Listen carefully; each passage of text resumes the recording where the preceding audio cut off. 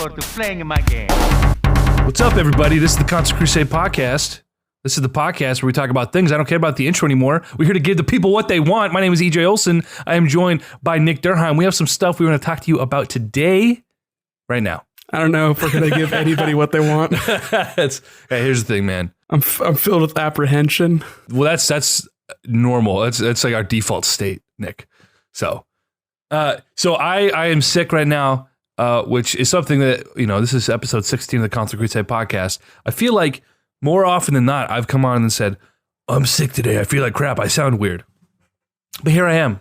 I think your default state is just ill. That's true. I have the immune system of like an infant, but an infant with an autoimmune disorder. So that's where I'm at in life right now. In a lot of aspects of your life, you're like an infant. Yeah. Oh, crap. Shit, got me. All right, so we're here to talk about some stuff today. We're not talking game news, all right, but we are talking retro games.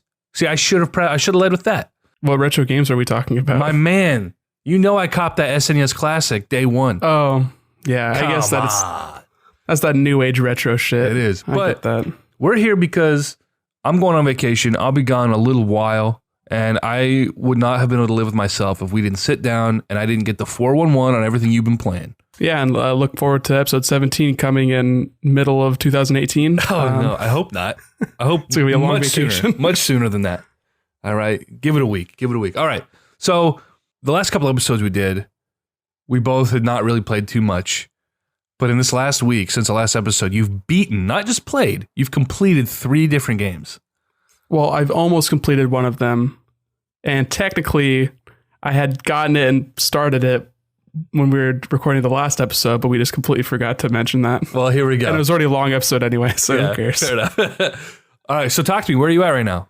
I bought Mario plus Rabbids Kingdom Battle before our beach trip. And I started it at the beach, but, surrounded by a bunch of people, we kind of just want to hang out and socialize a little bit. I kind of curled up in the corner sometimes, but other times I like to be around people and talk to them. Believe it or not, folks. I was just on a kick this last week of just playing a lot of different games, and just the gameplay loop of the tactics RPG style, the XCOM kind of gameplay really caught me. And then the soundtrack is just so goddamn beautiful. Everyone's been talking about that soundtrack. Who scored it? It's Grant Kirkhope, who did all the Banjo-Kazooie, basically all the rare games. He did Banjo-Kazooie, Banjo-Tooie, Donkey Kong 64.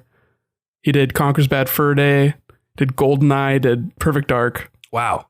So this is like not only like a great game, but is hitting you right in the nostalgia. Because when you think back to old video games and what we loved about them as children, like rarely is it the gameplay that holds up. We have like these memories, and they all hinge around the score. You know. Yeah, that's a huge part of it. That's part of the sensory memory. Right. I would argue that the gameplay in a lot of those older games hold up in a way, just because it feels good to do the things that you're doing. But I don't know if they hold up as far as introducing a new player to an older like platformer, especially the 3D platformers. Yeah, I think it's a pretty fair assessment.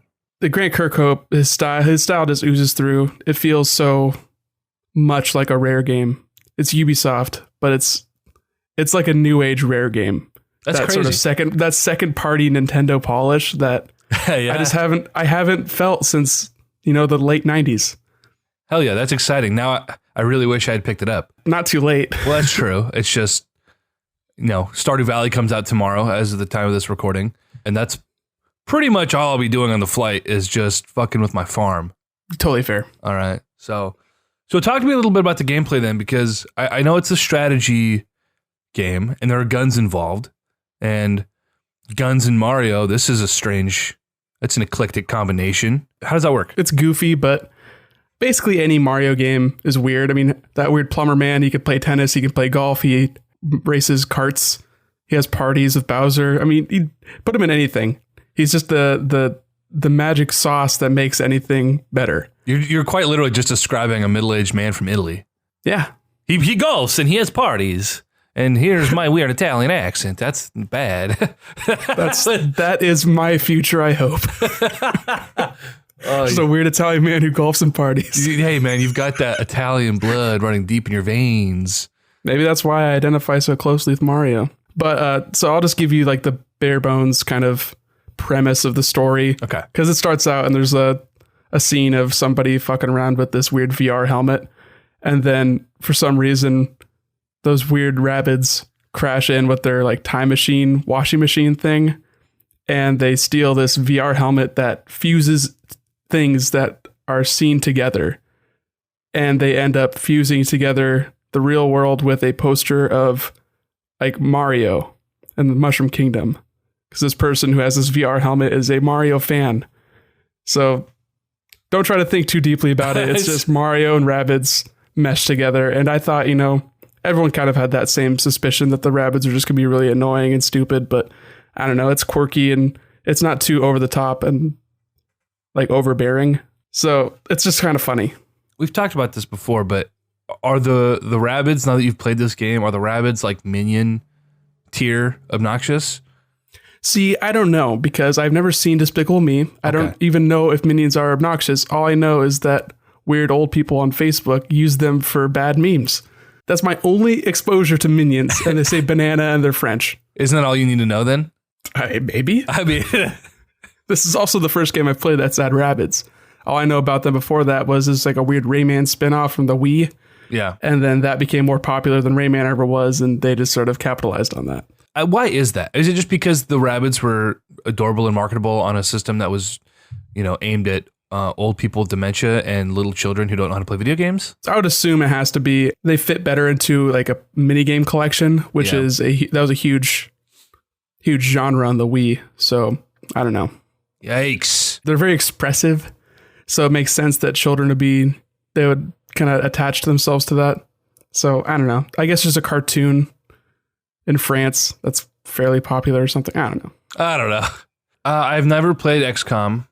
I'm more, because XCOM, it's a turn-based strategy. It's not real-time strategy, correct? Right. It's isometric, grid-based. Okay. Turn-based strategy. I mean, you've played Fire Emblem. You kind of understand the gist of it. Yeah. This is Fire Emblem, but without waifus. Well, then what's the goddamn point? I know, right? The point is Mario's in it and the music's great and you're fighting these weird rabbits that scream at you. Yeah, I know. I'm excited to check it out. Did you beat it? I am on the last world at the mid-boss. Okay. So I got kind of stuck there and then I started playing other games, but since I've beaten those two other games, I can go back and finally crank through and finish the rest of that game. How do you juggle playing so many games simultaneously? Like, that was one of my hardest things. I don't. Yeah, right? I put one down and pick another one up. That was one of the hardest things for me, and still is. Now that I'm transitioning from this like compulsive collector mentality, it's a little easier for me to just be like, I want to play this game, and I'm not having fun with it, I'll move on to the next game. But I had all these games I had and owned and wanted to play, and so I'd start 4 games a day, and then I just never go back to any of them. It's even worse when I'm into an online game. Like I don't have the capacity to juggle so many things. And so, especially when they're games you really, really like.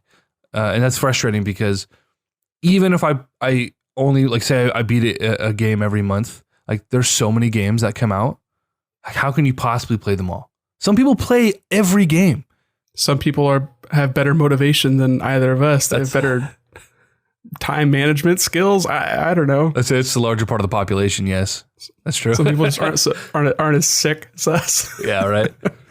But I don't know. I mean, I've put in, I wouldn't say that any of the games that I've played were huge ventures. They're not like Breath of the Wild or anything. I think I've put in maybe 20 hours of Mario plus Rabbids before I put that down to play other games. And then each of the games I picked up after that, I either played through to completion or I kind of messed around with a game called Slime Son, and that's just like a Meat Boy kind of thing. So it's a level rush. So that's a very easy pick up and play and put down again kind of game. Did you play Mario Rabbids mostly on the handheld, or are you on the TV for that? I played mostly on TV, but I did spend quite a little bit of time. I spent maybe 25% of my time playing handheld, laying in bed. Okay. Kind of like after work, unwind. Right. Kind of gameplay loop. See, that's and I say this every time, but that's the best thing about the Switch for me is it's easier for me to play games when I can play on the toilet, I can play it on the couch, I can play it in bed, and it's like not this huge commitment to go in, turn the machine on, plop down on the couch, and like, all right, this is all I'm doing right now. You know, it's easy to get a couple races in before bed or to get on and you know, even when I was playing Breath of the Wild, it was like I'd spend 2 hours before bed every night laying down, winding down, doing all my maintenance stuff, you know, where it's like you're going around, you're collecting ingredients, you're making your food, you know, taking care of whatever you got to take care of so you're ready to just go the next day. And grinding up your gear, that kind of stuff. Yeah, and that's the kind of thing that like sucks when you're like, okay, I've got to commit to just being in front of the TV for 2 hours to do all this stuff.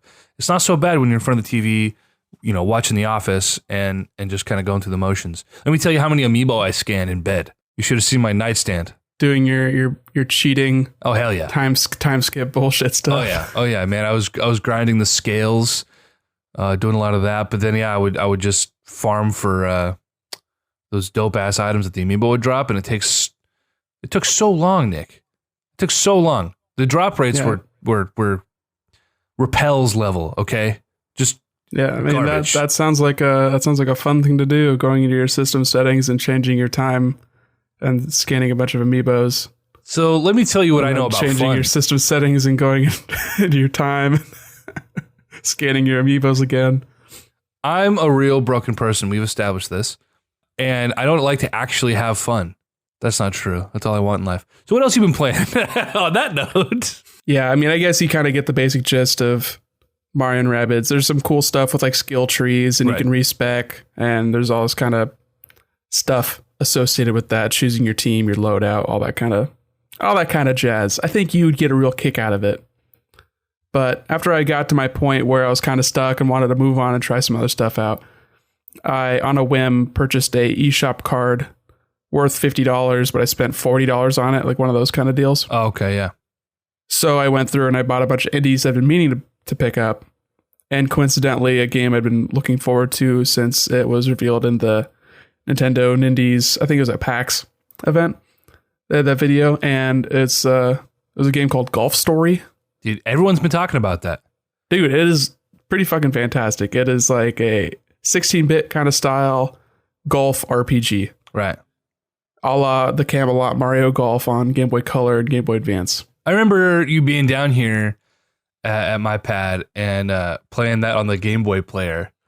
Yeah. And you were like, dude, this is a legitimate RPG. And I had never heard of it before. I had no clue. And I was sitting watching you play it. And I was like, this is the strangest mashup I've ever seen. It works so well. I mean, golf is a game that I don't like to play in real life. I don't like to watch it in real life.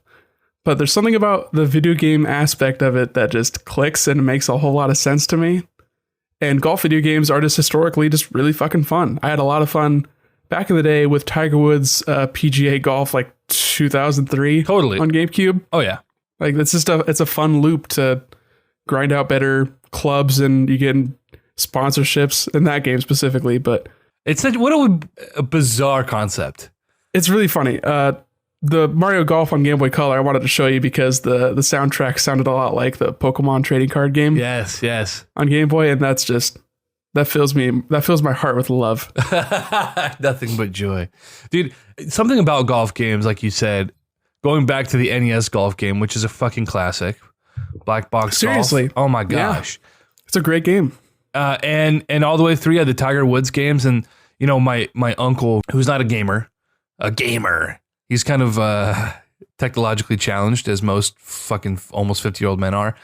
But he owned a PlayStation 3 for the sole purpose of playing Tiger Woods golf and like Marvel pinball. You know? Oh yeah. Like it's like something about that, man. And so I'd always play the golf games with him, and every 2 years for Christmas, you know, 1 year we'd get a crappy Disney license game and the other year we'd get a golf game. And it was like alternating like that for like 6 or 7 years. And so, yeah, I've got a special place in my heart for the golf game. Golf Story is a game I want to check out. You definitely should. But again, when am I going to find the time? Yeah, I mean, I just to let you know, I beat it in I did like all the side quests and stuff. I beat it in about 18 hours. Okay. So that's pretty manageable. It's a very, I don't know, I say it's an RPG, but it's a very easily picked up and put down kind of game by the nature of it. It's linear, but there are side quests. and the side quests aren't like time intensive or time exclusive. Like you can just do them whenever you get around to it. Okay. But just the gameplay of it's a kind of isometric, top down view at all times, not like a behind the back sort of Tiger Woods style golfing. Right. But just everything just makes sense. Like it's everything you'd expect from golf as far as the actual gameplay of the golfing. And then there's that cool stuff where you can just tee up wherever you are in the overworld. So you're like, oh, there's a thing floating in the water. I'm going to hit it with a golf ball, and then it'll break, and you just get some extra cash, and you can use that to buy extra clubs or compete in a different match. There's a lot of cool little things in the overworld. Are you running around the overworld and then you enter these golf matches and it's kind of a separate thing, or is it kind of seamless where you're just going around and I'm assuming you're like exploring this town? There are different courses in the area. Like there's the real overworld that you walk around and you go into different courses, and they each have like their own little shtick. Like the first course you start out at is kind of just like shitty and run down. And there's all these like sketchy people hanging around and listening to like boom boxes, and there are these disc golfers that are taking over one of the holes, and there's all these like moles that are just digging up, and they'll fuck with your balls if you hit the golf ball near them.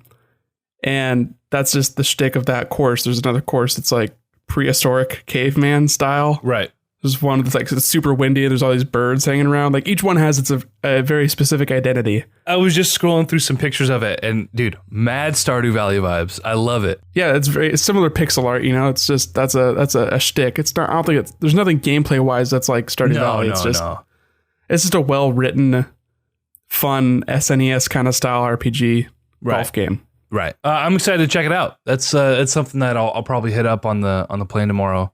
That, Octopath Traveler, and Stardew Valley, and I might just get sucked into Stardew Valley, or alternatively, I will start to play it, and then I will say this is totally overwhelming, and I'll put it away, and I won't play it for weeks. So we'll see what happens. That sounds pretty spot on for you, actually. How much is Golf Story on the eShop? 15. Okay, I love it. Stardew Valley is also 15. Nice, great. The third game that I played, though, give it to me, baby, is 20. I hope it was worth it, God damn it. I'd say it was worth it. Oh, it was a whole lot of fun. Okay. A little game that you may have heard called SteamWorld Dig 2. Right. Which I had never actually played. I think I may have... God, who would have had the first one? I don't know. Maybe Mac had the first one. But the first one was more of like a roguelike, more procedurally generated kind of stuff. A little bit more unforgiving. But also just a little bit like less to do, but a longer time span to do it. Like it was one of those endless games where it was like a mile wide but an inch deep kind of thing. But this one is a Metroidvania. Everything is designed. So your main mechanic is you have a pickaxe and you're digging up tiles. But as you're digging up tiles, you're uncovering ore and gems and that kind of shit. Right. And you sell that for money. And then you spend money on upgrading your backpack to carry more ore, your pickaxe to dig through rocks faster. You get different like upgrades. So pretty early on, you get a dash so that you can jump further and run faster.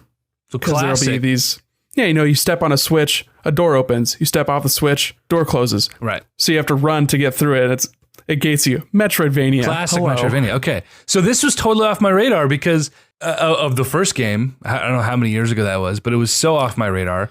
And then everyone was talking about it. Yeah, that was like maybe 4 years ago. It was on 3DS. But I think it came to everything else too. I'm not sure if it did. It was everywhere. I wasn't too fond of the art style. And I still wasn't really into the art style on this one either. It's that Flash kind of looking, that Flash Illustrator. It kind of looks cheap. It kind of looks cheap vector. Almost. Yeah, it does. It looks kind of cheap, but then you play it and I don't know, for me at least, it was the gameplay was good. It felt tight. Everything made sense inclusively in the game, which I think is very important for all the mechanics to be coherent. And I started to not mind the art style so much. And then I started to like some of the shit that was going on. Like I would go to a new area and it was very just stark how different this area was. I'm like, this is fucking cool as hell. And then you go to a different area and there's like all this lava and like magma and molten steel pouring around. You're like, oh shit, this is way cool too. So even though the aesthetic isn't your cup of tea, you appreciate the Well, I like the art aesthetic. direction and the design. I just didn't like the execution. But then I got past that, and now I like it, looking back on it. So I have not completed a Metroidvania game since Guacamelee in 2014. Guacamelee had a little bit too much fluff. It was a little bit too long. I would not disagree with that. From what I remember playing of it. Yeah, and that was when I was still like playing games compulsively. And I was like, I have to complete this. You know, I've got to get the proper ending and all these things, and just being neurotic about it, which took a really otherwise would have been a very enjoyable experience, and I just ran it into the ground. And I think that kind of soured me on Metroidvanias because there's so much to do, and my brain goes just crazy being like, oh, I'm going to go this way, but I can go that way, but I should go that way. And it just drives me crazy thinking I have to do all of it. With Guacamelee in particular, I kind of hit a wall with it where you got the ability to go between like the light and the dark versions of places. And there's always platforming challenges, which are cool challenges. But as far as the game itself, I was like, okay, this game should have been starting to wind down by this point. It should have been like hitting a climax with like getting some final battles. Yeah. And exploring more of the mechanics you'd already introduced as opposed to starting a new one.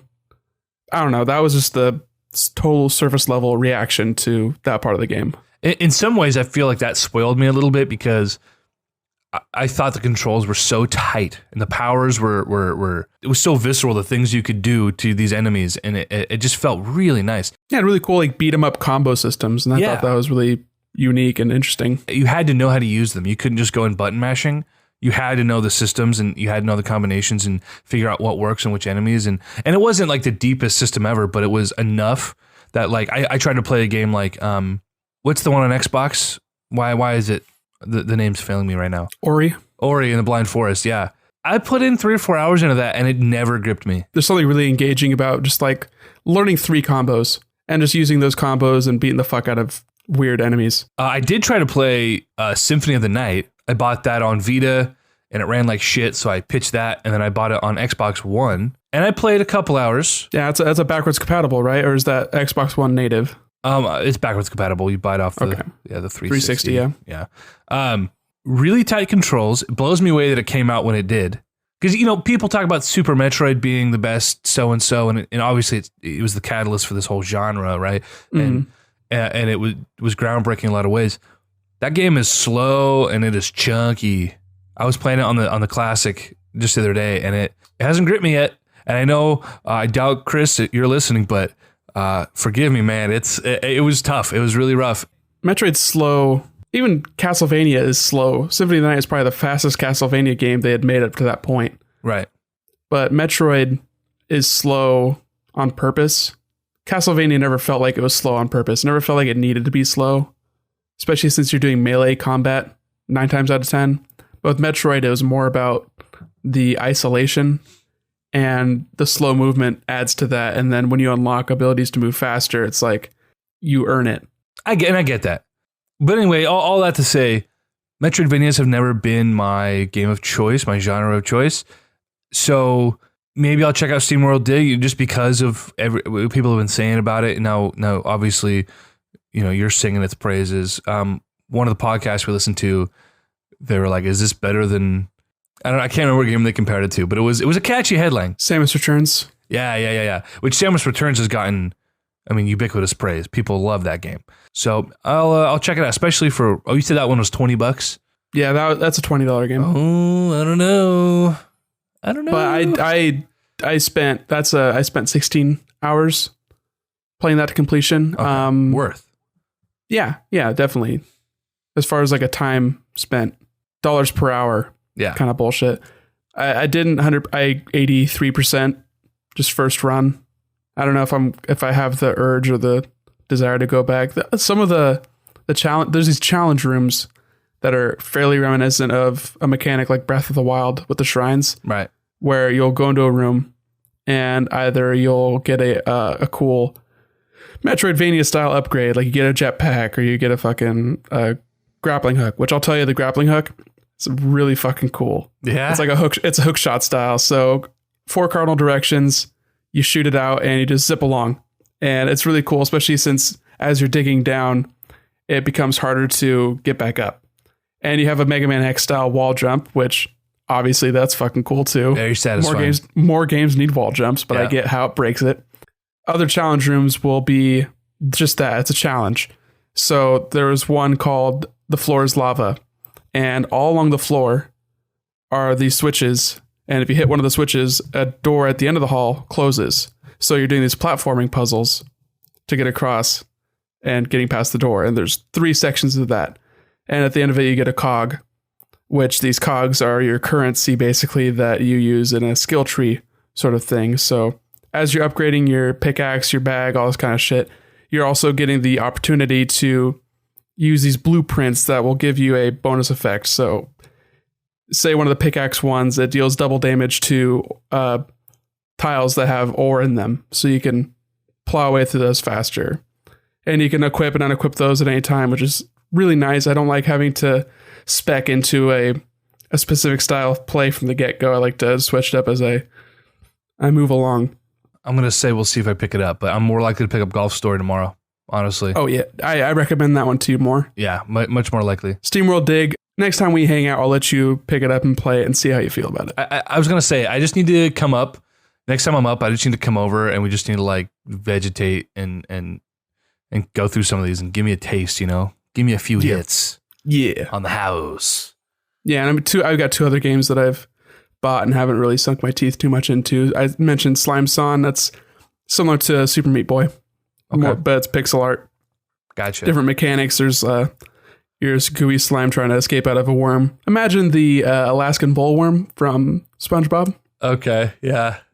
And you're this gooey slime person, and the left trigger, you pass through green walls. So, and it does like this weird slow down time mechanic. So you're doing this thing where you're jumping and trying to go through a wall, but then unfreeze or undo it. So you land on another green wall. And this is platforming challenges. And then you get a dash and there's jumps and fucking you imagine there's a timer trickling down and let your imagination run wild. It's Meat Boy, but with pixel art. It sounds mad frustrating is what it sounds like. I didn't find it very difficult except for, you remember the Band-Aids in Meat Boy? Yeah. Each level there's like like an apple or some shit. Okay. Little and collectibles. That's like the challenge of getting to that and then getting back to the main path. Because each level there's like maybe 10 seconds and then like slime starts rising up or like stomach acid. So you're on a timer to finish the level. But critical pathing it is usually pretty easy, but going out of your way to pick up the apple can sometimes push you to the edge. You know, Super Meat Boy was a game I sunk a lot of time into, and for a minute there, a couple years ago, we were like racing to see who could like do more the fastest. I remember that's the only game of that nature that I've really played, and I had that compulsion to like 100% the levels, get the A+, pick up all the Band-Aids, and complete everything. And it was so fucking hard. It wasn't like, oh, this isn't fun. It was like, it was so rewarding. And I imagine on some small scale, that's how people feel like when they play these difficult games like Dark Souls or like whatever, where it's like, it's not even fun. It's just the feeling of overcoming a challenge is what makes it worth it. Like you're not actually having fun half the time. I just think not every game is for every person. It's true. So there are people that find gratification and are better at those kinds of games. So it makes sense for them to be drawn to a more challenging experience where Kirby isn't exactly for everyone either, you know? Too easy. Too easy for most people. It's way too easy, but like that's totally a game you'd hand Daniel and be like, float around. Sure. You're not going to die. Right. That's cool to get powers. Right. Fucking whatever. No, yeah, I totally agree. And I skew more Kirby than Meat Boy, but Meat Boy was a game that I really enjoyed. So I don't know if I have the itch for that sort of gameplay loop again. Not right now anyway. I wanted to check it out. I like to support indie developers. It was like $8, whatever. Yeah. I will say that. Good on you. Meat Boy, every time I would, die or fuck up, I would know exactly why that happened. Like it was because I fucked up. It was never the game yanking my chain. It wasn't like, oh man, that was bullshit. The hitbox should not have interacted in that way. Like maybe one time in 1,000. But maybe it could just be the input latency on my TV. My TV is not a good TV, as you very well know. That's true. But I was experiencing some minor frustrations. Like I wasn't getting like mad or anything, but I was like, man, I feel like I'm dying when I shouldn't be dying. And it happened repeatedly in this certain area. So I don't know if that's something that could be different if I'm playing in handheld, but I'm kind of keeping Slime Song on the back burner for me for just I'm hanging out over at someone's house and we're just watching TV and I want to play a few levels. So you're telling me you didn't pick your Switch up and throw it across the room? No, because it was plugged into my TV. I would have to go across the room and then pick it up and then throw it across the room again. That's so much work. Shouts out to Max on the Precipice Between Two Eyeballs podcast. A Cliff Boy. The Cliff Boy. I don't know what I just said. Well, shit. What you said you have one last game that you said you picked up and haven't played? Yeah, I've not played it yet. Also waiting for this seems like a game I want to play with headphones, and that's Thumper. Oh, yeah. Rhythm game. Yeah, which is like a weird rhythm game, which, to be fair, all rhythm games are pretty weird, but this is like, you're this metallic chrome scarab beetle traveling through a like Vectrex fucking neon hellscape and riding along a rail and hitting walls on these crazy industrial hell beats. So everything about it seemed like it's got a cool kind of aesthetic. From what I can tell, it's got weird time signature, drum and bass kind of heavy shit. That's so I'm right into up that your too. So you know how I am. I'm very intrigued by weird music shit. So is that 3947? Can you play that back for me? I think that's 3 bars of 7/8, and then it goes into a 5/4, and then there's a 3/4 bridge. Fuck off. I'm a drummer. I'm a bad drummer, but fuck all that shit.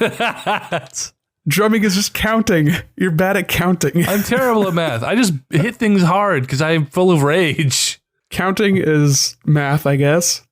If you really want to break it down, plus one, plus one, plus one, plus one. Hey, without counting, you can't have math. Think about it like that. All right, Neil deGrasse Tyson, get back to Twitter. Oh, God. Okay, so I had something I was going to say, but then you fucked me up with the math thing, so fuck off. No, we were texting the other day, and you said, I picked up Thumper, a rhythm game. I've always really loved rhythm games, and I was shocked to hear you say that because I've never once heard you talk about a rhythm game. And then I said, oh, Guitar Hero is a rhythm game, and that was like, that's on like your top 10 list ever. So I was like, okay, I won't hold that against you. Yeah, I've poured countless hours into many different iterations of Guitar Hero. Oh, yeah, so totally. Man, I think that's enough to kind of sell on a rhythm game. So they just tried to revive the Guitar Hero franchise. Same with Rock Band. Was that 2 years ago? Or last year? 2 years ago. 2 years ago. I think it was 2015. And Rock Band was fine, I guess. Guitar Hero really fell flat. Well, Guitar Hero fucked up because they changed the controller. Yeah, that was totally Why'd they silly. do that? I don't know. They just keep the 5 buttons. People don't want a more realistic experience. They want Guitar Hero. Like, you pioneered this experience. Give it to us. So how long, though, until we get the Guitar Hero throwback? And it's, you know, the 15-year or what year that game came out? 2005? No, 2002, 3? No. It was later. It was like 2005. I was playing that game in middle school. I was not. I was playing it in high school. Okay, so anyway. And I had Guitar Hero 2 and 3 on PS2, but it was in that weird period after the PS3 had come out and no one bought one because it was $600. That every game was still coming out on PS2. Right. Because remember, our buddy Jeff, he had 3 or World Tour on 360. Right. So it was like 05, 06. Oh, God. Okay. And I remember I was playing Guitar Hero 3 in my junior year. We're breaking down all the walls, guys. So that was 07, 08. So that must have come out 2007. So automatic Guitar Hero 2 was 06. And Guitar Hero 1 was 05 because that was an Activision joint. So they're cranking that shit out as fast as they could. Wow. Damn, dude. Time flies, man. Well, so we're due for the 15-year anniversary. Are we going to get like a Guitar Hero classic pack? Mad Catz was the one that they made the controllers for, I think, both Guitar Hero, what was that, 5? Guitar Hero 5, yeah. Rock Band 5. It was the Guitar Hero and Rock Band Renaissance, right. The comeback. And that fell flat. They just ate shit on that one. They went out of business. Mad Catz went bankrupt and they're no longer a company. Yeah, they I think it was the Guitar Hero or the Rock Band or whatever it was, put them out of business. They were sitting on so much unmoved product. It was yeah, nobody fucking bought it. Millions of dollars. Those games can't be cheap to make just because of the music licensing. Oh, yeah. And so if you're not selling tens of millions of copies, then... Like, it's so crazy that there was a Beatles Rock Band game. That blows my mind. You know, it's amazing, especially when you consider how long it took for them to for iTunes to get the license to put the Beatles music, their entire catalog. Yeah, that's not an easy or cheap license to get. No, Guitar Hero got it. Like it's insane. Although when people saw how the first few Guitar Heroes did, everybody wanted. Oh, it was Rock Band? Okay, yeah, I'm pretty sure it was Rock Band. Well, after that whole boom, like everybody wanted their own version because they saw how lucrative it was. But yeah, they're making hand over fist. Fucking, it was just the peripherals alone. And then now you just go to Goodwill and you can buy 6 guitars for fun. They're all broken as fuck. You can't find a working guitar. I tried. Trust me. My little brother and his buddies got really into Rock Band last year. They had the full band set up, and it was just like those. It's like you have some drinks or you get stoned or whatever, and you bang on some drums, and they were having a good time with it. And so whenever I came home, dude, it felt really nice to shred again. Yeah, I think the last time I played Guitar Hero was at a bar that had the arcade version. But I think it was a lot of songs from Guitar Hero 3. Was that when you were down here? No. Because they have one at the barcade down here, and I always try to play. And I always go expert because that's what I used to play on. Right. I can't do it anymore, man. I can still do it. My hand hurts after one song. I'm just like, I don't know how to move my fingers anymore. Everything just feels stiff and dumb. I feel like you've had a stroke. No, it feels like I've been jerking off for 30 hours straight. So like I said, it feels like you've had a stroke. Hey. Gross. That one stroke in 30 hours. You're right. Oh, no. That's really probably all we have, man, to really talk about today. You don't want to talk to me about the SNES Classic at all, besides you trying to play Super Metroid for the 100th time, but not getting past the part where it's like, oh, everything's wiggling back and forth. I guess I'm done now. Yeah, I just want to make sure, look at my list here, make sure we've got through. The only other thing I've mentioned is Stardew Valley. We don't need to talk about that. We'll talk about that next week after I've put a bunch of time into it. Yeah, the Super Nintendo fucking classic. Let me tell you a little story. And you were part of this. All right, you were privy to some of these details. All right. I don't know how much information is too much information, but the classic dropped on Friday, correct? Yes. Thursday night, I got irresponsibly inebriated. I went to bed at like 5:30 a.m. I woke up at 8 a.m., totally and completely unable to drive. And Lord knows I wasn't going to try. So I was calling, texting everybody I knew, our boys back home. All right. Drew, Chris, Leaf, the Nintendo dudes, the Nintendo dogs. I'm sorry, that's so bad. I'll never do that again. Edit that out. Done and done. I hit them all up. I'm like, hey, if you guys are out, you guys are in line. And they kept saying, oh man, Best Buy has so many tickets. Come get in line. Come get in line. Like, Nick, come on out. They've got so many tickets. And I stopped by Fred Meyer after work to get some LaCroix because I was running out. Mm-hmm. And on a whim, I went over to the electronics section and there was nothing there. I don't know if they even had stock. I didn't even bother asking anybody. And then I was like, well, maybe I could try Target. I know they're getting them. Went to Target. It was 7:20 at this point. They'd opened 7 and there was a line of like 30 people. Yeah. So I was like, fucking whatever. I'll stand in this line. And I already seen like a bunch of people, like not a bunch, but like I'd seen a few people walking out clearly with a bag with a box inside it that was oddly similar to the size and shape of an SNES Classic box. So I got in line. One of the manager ladies ended up like counting the people in the line. Like, we got 22 left. And they counted to like 2 people in front of me. And they're like, you're the last one that's going to get one. I was like, all right. So I was like, all right. And I walked out. She's like, oh, we're going to get some another time. And I was like, what are you trying to console me for? I just wanted to like maybe pick it up. Yeah, she's trying to make you feel better. Like, I don't know. What am I going to do? Well, you got me. Call me. Here's my number. Yeah, right. You turn back around and wait in line again. Well, they're getting more. So you ended up going home because you had just gotten off work at that point. Yeah, I was like, fuck that. I'm just going to go play Golf Story in bed. And that's what you did. And I was, so I call my buddy Brandon. I call my buddy Brennan. I'm texting the guys and being like, hey, like, somebody please pick one up for me because I know there's going to be more stock than ever before, blah, blah, blah. But I don't trust Nintendo and I really, really fucking want this thing. And so everyone was kind of trying to see what they could do. I end up stumbling into my bedroom and making a bunch of noise and woke my girlfriend up. And like a real sweetheart, she went out and picked one up for me at Best Buy because they had tons. She went over there, like she was in out like 25 minutes. She was back at the house with the classic, and I was like, holy crap, look at that. So I lucked out because now apparently they're scarce. There hasn't been another shipment this week. I don't think Nintendo's gonna fuck it up this bad. My total suspicion from the get-go with the original, with the NES Classic, was they licensed a certain amount for, from Square and Capcom and Konami for the rights for their games. And they capped out, and they managed to squeeze out more than they thought they were going to squeeze out, but they couldn't get those deals. It takes a long time to get those deals inked down and to figure out where in the year you're releasing this thing. So makes total sense that they would be kind of quiet about everything until it's all confirmed. Yeah. Seems like SNES are going to do so much more. They're even reprinting the NES next summer. Who knows if they're going to do any like revisions for that as far as lineup. I doubt it. But I don't know. I'm not too concerned about getting it. I want to get one for myself because first console. Right. Need to play through every single one of those games. And I want to get one for my brother because he doesn't really play video games anymore. He just plays NCAA 2014 on his 360 in perpetuity. Right. Hey, and he's playing that new 2K. Oh, did he pick up new 2K? Well, I think that's what I saw, or he was talking about it at least last time I saw him. But maybe he got 17 because he has a PS4. I don't think he has played it ever. He might have gotten 2017 because that was free for like a week. Well, so my problem with the stock issues is there are technically going to be more.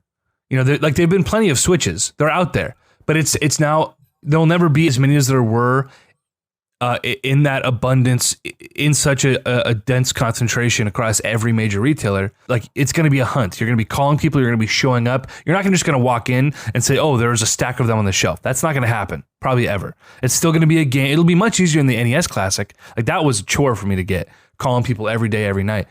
This will be easier, but it's still just like, all right, if I get it day one when everybody's trying to get it and they have 2 million of them out in the world, it's going to be easier than having to track people down every day, every week, and then hoping for the best. Like it's just too much of a hassle, so I'm glad I got it. I'll be keeping my eye out for you. If I see them, I'm going to pick them up just so you don't have to deal with the fucking hassle. And I'm sure by Christmas time, They don't want scalpers eating their lunch, Right. It's frustrating to see these major retailers not have policies in place to prevent scalpers from coming in and eating up all the fucking product. Some people do. I mean, everything I heard as far as like online pre-orders were multiple orders are getting canceled. Yeah. And then retailers in store were limiting like one per person.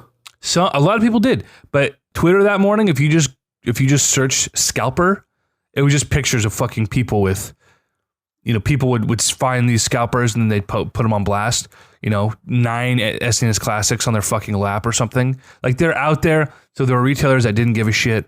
And that's just frustrating. I mean, 9 is bad, but there are people who are sitting on like 50 NES Classics. That's crazy. That is crazy. Especially since that was actually scarce. The SNES Classic, people are trying to like cash in while people are desperate immediately. Yeah. But it's going to get to the point where people are going to have all these in stock and they're not going to be able to sell them because no one's going to spend $120 on an SNES Classic. Well, fingers crossed that market is dead and stays dead on the scalper's end. But my buddy Brendan came on down to Eugene this weekend and we put a little bit of time in. Couple of things, all right? Have you ever played Contra 3? I actually have not. Okay, so fuck that game. It's really hard. Holy shit. I forgot how hard games were 20 years ago. Contra games in particular. I've never been a big fan of like the run and gun kind of games. The bullet hell ones. Yeah, I could totally get into something like that. And I played a lot of those. Growing up, co-op games, you either played fighting games or you played beat 'em up games or you played bullet hell games like that where you're just co-oping and just mashing that A button, because you had to play a game with your little brother or whatever. So that I feel right at home with that. But the thing is, you basically can get hit 3 times and then you restart the level. And the levels are long and the levels are difficult. And so we played through once and we died like almost immediately. And I said, fuck this. Konami code, where you at? Up, down, down. Left, right, A, B, start select. Boom, bitch. Guess what? Couldn't get the Konami code to work. Well, it's because it's not A, B, it's BA, start select. I had looked it up when I initially did it, so maybe I'm talking out of my ass right then, but I had just... Also, I don't think the Konami code works in Contra 3. Actually, the Konami code is up, down, down, left, right, BA, But the code that I had looked up was up, down, left, right, A, B, start, select for. So it wasn't actually, it was one of the Konami codes, but not the. Yeah, there's different variations on that. Yeah. So I tried, and I don't know if it was we just weren't inputting correctly or quick enough or on the right screen, or if it just doesn't work on the SNES Classic. I don't know. Dude, it's just a fucking ROM. You know, it'll work if you're doing it right. Okay, I got to try it again.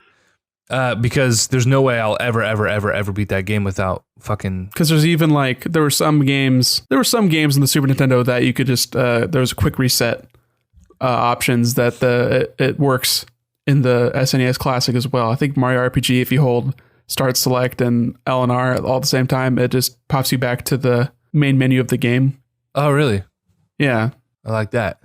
So those are still intact in the SNES Classic. I also saw fucking Game Explain show the two different games that have 2-player modes that are unconventional and aren't listed. Like you can play Yoshi's Island. There's 2-player mini games you can play. Really? And Earthbound you can play 2-player. What? But both controllers are just controlling. They're acting as one. So if you're holding left on one controller and right on the other, you just won't move. Oh my gosh. So you're fighting over control of Ness. That's hilarious. We're gonna do that for sure. Oh, fuck no. We could make a YouTube series about it. I tried playing Yoshi with you. I tried playing fucking Shovel Knight with you. Couldn't even get past one screen. I would go up a ladder and you'd go down a ladder. No, so I was trying to fuck with you. You were gatekeeping the fuck out of me, dude. You were like, I'd been drinking and you were just like, I'm gonna fuck with this guy. I just want to co-op one of my favorite platformers. Like I just wanted to wreck you. And you did. If I'm gonna be Green Shovel Knight, I'm gonna fuck you up, dude. God damn it. Well, yeah, so as far as Earthbound goes, I'm curious if, I know this is even silly to speculate, the slowdown in that game was egregious in 1994 or 6 or whatever, and it was bad on all of the iterations, 3DS, Wii U. I'm curious if it's just as bad here or if there's any amount of optimization or any fix whatsoever to help with it, because the slowdown is pretty bad. You get more than 4 people on screen, and you have an enemy chasing you, and the thing just glitches out. And maybe that was part of the charm, but I know you've mentioned it before, but I don't remember that for my playthrough on an emulator, so I'm not sure if that's a software or a hardware thing. I imagine it's a software thing because it happens on, If that's the case, then I would imagine the SNES Classic also has that. I don't think they're going through and editing the ROMs too much. I know they've done that in the past for the virtual console releases, but some of those were purely based on licensing things. Like Wave Race 64 on the Wii U had certain ads like edited out. Oh, really?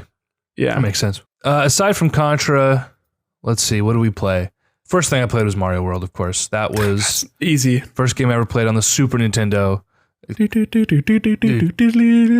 Come on. So I played through a couple of worlds of that, and it always feels good. I've never actually beaten that game without using the warps and Star shit. Road. Yeah. Some of the levels are bullshit, man. I'll tell you right now. No, I know. The bridges are ass. I hated the dino levels. Those were annoying too. I really want to make it my mission, and maybe we co-op this fucking thing, and not co-op it. Hell yeah, dude! Fucking life and level. Yeah, dude. I would really love to get through and actually beat that game properly, and play through every level. We'll see what happens. But Brennan played. He played Zelda for the first time. Like the past. How far did he get? Oh, God, he only played for an hour, so not terribly far. Through the castle. Yeah, through the castle and out. You fight Wiz Robe, whatever the fuck his name is. What is that at the end of the castle? It's Gamelon. Oh God, I don't fucking know. No, I can't remember either. I've literally only played that far in that game. So yeah. Oh, okay. That game is really difficult. I'll want to play it probably. I played through like 3/4 of it 2 years ago. I was on vacation, played it on the Wii U, and definitely like I don't know how children played and beat these games growing up. I don't understand it. They're so difficult. Without save states, I would not have been able to do any of this. Infinite time. As a child, you had 3 months where you just did nothing. But I feel like I have way more patience as an adult than I did as a child.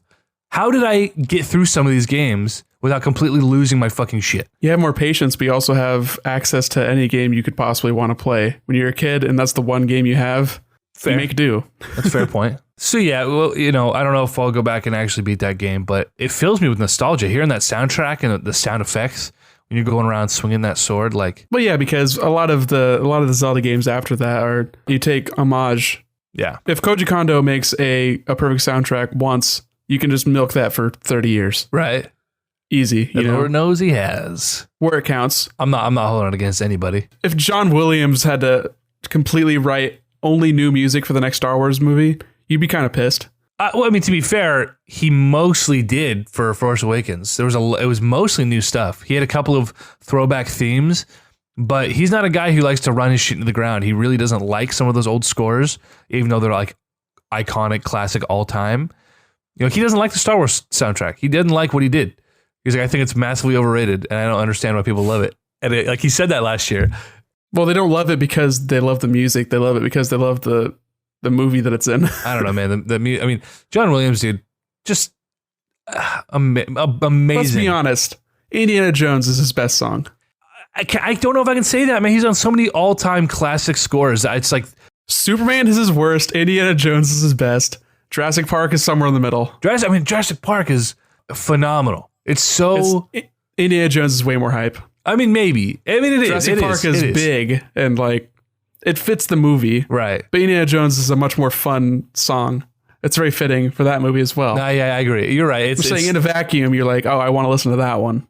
This big sweeping, like you feel like you're going on an adventure. You feel like you want to just walk somewhere. Right. With purpose. I want to jump in a minecart and swing around giant snakes. No, that's Donkey Kong. Oh God. Well, I'm going to Disneyland. I'm flying out tomorrow. And the Indiana Jones ride is one I really, really loved as a child, and has really sort of lost some of its magic as I've gotten older. But the first time you go on it again after like all these years, it's like you hear the sound and you smell. Like, it has a very distinct smell. It's always smelled like that as long as I've been going to Disneyland. And so yeah, I got a little soft spot in my heart for that Indiana Jones. Can't wait for Indy 5. Smells like melting Nazis. I can't tell what I love more than melting Nazis. Indiana Jones 5, man. It's just like Harrison Ford is going back and just killing off all of his franchises.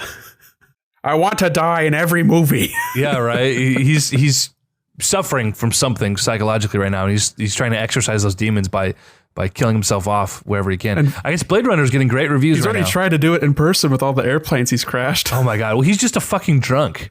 He strokes out. I don't know. That's that allegedly. Okay, I'm not saying anything. Doesn't help that he lived through the 70s. He can't be all right up there. Oh my God, dude. Classic. Just imagine all the things that have gone into Carrie Fisher's body, including him. Yeah, rest in peace, Carrie Fisher. You were a fucking treasure. Where the fuck were we? SNES Classic. What else did I play? Oh, I played Mega Man X for the first time. You never played Mega Man X? Never. I started with X4 and I played X5, and then I played some of the classic Mega Man games. You got X4 from your neighbor. Yeah, was that before we started hanging out? No, it was first or second grade. Inspired by, because I played a shit ton of Mega Man X. I owned that game. I was not around for that. Huh. Honestly, man. So what year did you get your 64? We talk about this all the time. I started hanging out with you after you had the 64. So I was young, so I don't know the exact dates for these things, but I would assume I got the 64 probably in 98. Because I had Mario and Zelda. Yeah, that sounds right. I would have been 6 years old, so I met you when I was 6. So yeah. Banjo. Yeah. I think Banjo was 98 also. Totally. So no, I do not remember a time where we ever played Super Nintendo at your house. It was always the 64 or the PlayStation. I played a lot of Super Nintendo like in middle school because I got a little TV, a little 13-inch CRT TV with the built-in VCR, you know? Oh, yeah. So like I would go back and I'd play Mario World and Mega Man and Donkey Kong. And in high school, I ended up fucking letting this girl borrow a bunch of games because her autistic little brother had a Super Nintendo that he loved playing. And I'm like, I don't play these games very much anymore. So I lost a bunch of my games that way because I never got them back. Oh, no. So, yeah, I mean, like elementary school, I played Super Nintendo because that was my only console. Then by middle school, I had 64 and the GameCube. Oh, yeah. So I was kind of keeping up with it. But after a while, I kind of just like went backwards. Oh, yeah. Instead of like buying new consoles, I would just sort of dwell on my OG ones. We've all been there, bro. I just can't believe that I would not have had you play Mega Man X. That's just a weird thing for me. Yep. Nope. I have no recollection of it. Like I said, X4, I played when I was like 6 or 7, and I absolutely love that game. Never beat it, but I played it over and over and over and over. You never beat that? No. I beat all the bosses, but then you have to do like a boss rush where you fight everybody. You never got to Sigma? You just beat Colonel and then not do the boss rush because you beat Colonel in general. Well, I guess it depends on if you're playing as Zero or Mega Man. Or X, excuse me. Yeah, Mega Man X4 final boss. Let me look and see if I recognize this final boss here. Well, Sigma in 3 forms. Oh, with the hand? No, totally. Okay, bullshit. Yeah, he comes out. He's got the hand comes out in the head. Well, he's the Reaper. It's Reaper form, and then it's regular Sigma, and then the head, fucking badass lightsaber totally. And shit, and then just the face. I'm full of shit. I've fucking beaten this game. Yes, the fucking face and his brain hanging out, and then okay. God, I'd hope you would have beaten that game. I'm full of shit. I totally beat that fucking game. I definitely didn't beat X5, so maybe that's what I'm confusing it with. Because I rented X5, and all I remember is there's this level where you're scaling upward, and it would rise with water. And it was like the most panicked I've ever been playing a video game. But anyway, Mega Man X, really slow, no wall jump, or excuse me, no dash. There's wall jump, there's no dash. And the dash was such a core mechanic of X4. That introduced... You unlock the dash. Oh, in X, do you? Okay, cool. All right. So I'll go back and give it a shot. I'll give you a little pro tip. If you're playing Mega Man X, little pro tip is just do Chill Penguin first. Okay. Because part of the critical path, you get the boots. You can dash. Perfect. He's also the easiest boss to beat with just your Buster. And then from there, fucking figure it out. Do you want each boss? You want the critical path? Because I'll tell you right now. After you beat that Chill Penguin, you're going to take on Spark Mandrill. Spark Mandrill? Dude, he is literally a baboon made of electricity, and he'll fuck you up if you don't have the ice shot. Oh, it's great. The ice shot is cool because it bounces off the wall, and it bounces off at a 45 up and a 45 down, and then a straight away. And he's fucking monkeying his way along the top. Wish I could see what Nick's doing. Okay. Spark Mandrill, after that, you're going to take on Armored Armadillo. Great music on that stage, by the way. That's not his name. That's not his fucking name. Armored Armadillo. Yeah, Armored Armadillo. The electricity will make his shell fall off. You won't be able to do certain attacks. Okay. After you get the shield, you're going to want to take on Launch Octopus. Launch Octopus, you're going to take on Boomer Kwanger. Kwanger, you're going to take on Sting Chameleon. Sting Chameleon, you're going to take on Storm Eagle. Storm Eagle, you're going to take on Flame Mammoth. What was I'm still stuck on Hanger Banger. What would you say? What was that? Boomer Kwanger. Boomer Kwanger. For some reason, he's the one boss they didn't translate. Like, they just sort of anglicized his name. He's a Boomer Kwanger. He is a samurai beetle. Really? With a boomerang on his head, like kind of Cutman style. But yeah, he's fucking fast. He'll fuck you up unless you got the homing missiles from Launch Octopus. I'll tell you what. You got to get it, man. Launch Octopus is great stage music too. But yeah, you get the dash boots and Chill Penguin stage. You're going to need those to get the helmet from Storm Eagle stage. You need the helmet to get, what do you get? You get the armor, the shoulder piece from Flame Mammoth stage, I believe. It's kind of a blur after that, but then you get the Buster, and then you can do a longer charge shot, and you can charge up your special weapons too. A lot of cool shit in that game. I'm going to have to go back to it because it felt much slower than I'm used to for a Mega Man game, but it's still one of those games where you play it today and it feels like it could hold up today. Like that game controls better than Mighty Number 9 did, you know? Not a very high bar. No, but it's just like a game made in fucking made over the course of how many years? And, that game was made over like 3 years, came out 2 years ago. Yeah, so Did it come out 2015? Oh my God. Was it that long ago? I think so. Oh, yeah. I mean, it's still not out on 3DS. Go fucking figure. Oh, dude. Inafune, what happened? I hope Bloodstain's any good. That's what the last time a Kickstarter game really like wrestled my jimmies. I'm less excited about it now after seeing early development gameplay, but yeah, I don't know if they can polish it up, maybe, but it doesn't look very good. No, it might have really decent gameplay, but I'm not super sold on the 2.5D style of it. And we've made as much clear before on this podcast. Well, shit, man. SNES Classic. I'll keep my eye out for you. You need to get a hold of it, man, so we can, I wish there was online play. Like, obviously, that's like totally a pipe dream. Like, but how great would it be if you could, like, online co-op Donkey Kong? Hey, man, January when Virtual Console comes out, you're going to be able to. Is it coming out in January? Is that confirmed? No. Oh, That's shit. pure speculation. That's 100% a guess from me because that's when they're starting to charge for their online service. They're going to wait till next holiday. How terrible would that be? Not really. I don't think anyone really cares. They just want something to complain about. That's true. Well, that's not, I mean, to an extent. I think they're going to wait till the end of quarter 4. Because once they say, oh, Virtual Console's coming back, everyone's going to be like, yay. And shit, we have to buy everything again. Well, Nintendo should mitigate that by giving us, doing packages, give us a bundle we can like, hey, we get, All-Stars and Mario World for like $8 instead of buying each of those for $8 or whatever, right? Bundle things up, but give us an RPG pack that I can spend $25 on. Have they ever even sold All-Stars, the SNES game? No, not together, but each individual game. I'm just saying by itself, if they ever sold All-Stars. No, not that I. Because they sell 1, 2, and 3 separately. Right. That's what I mean, though. Like, give us the pack. Give us the bundle. I don't know. I'd rather play 2 and 3, the NES versions, than the All-Stars version. I don't want to listen to a weird SNES sound clip of Charles Matinee doing, "Thank you for playing my game." Well, I won't hold that against you. I think most of us share in that. But I don't literally mean like it doesn't have to be that version. I just mean like give us all 4 of those games in a bundle we can purchase directly. Give us the RPG bundle, all of Nintendo's classic RPGs for $20. Like don't make us spend $8 a game. Like Super Metroid I bought 3 times now. I haven't even played the goddamn thing. I gave them $22 for that shit. They would literally only do that as an ambassador program to apologize for their fuckery. Well, and Nintendo I think doesn't need to apologize. It'll be like for a month-long limited time period. It'll cost you all of your My Nintendo points that have just now expired. It's such God, fuck Nintendo. Okay, see, I was all excited about these games I was gonna pick up, and I'm gonna play a Switch on a plane. It would be like a fucking commercial, dude, IRL. And now here I am, just being like, fuck Nintendo and everything they stand for. On that fucking goddamn note, I love them.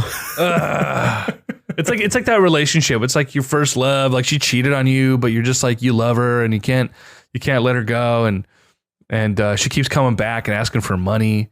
And at some point you have to put your foot down, but right now you're just trying to enjoy the ride.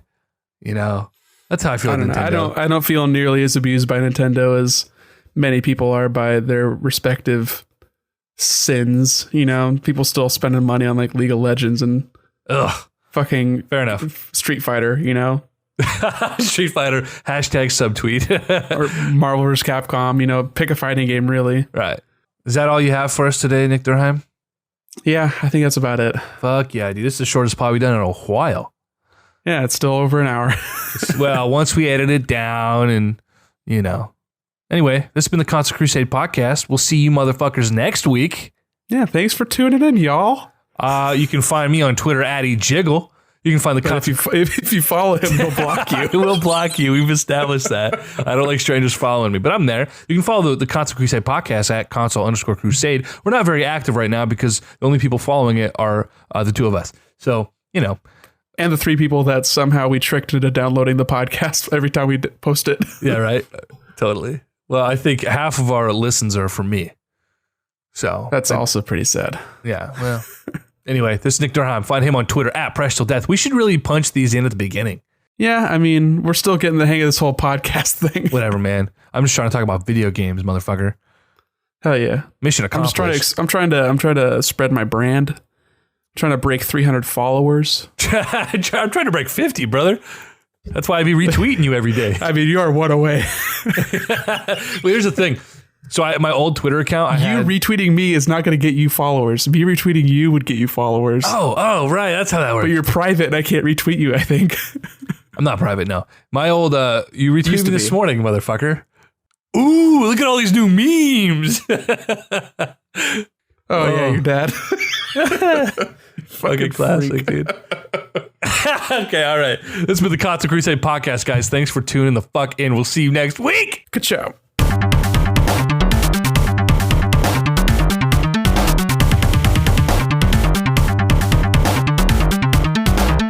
Thank you so much for playing my game.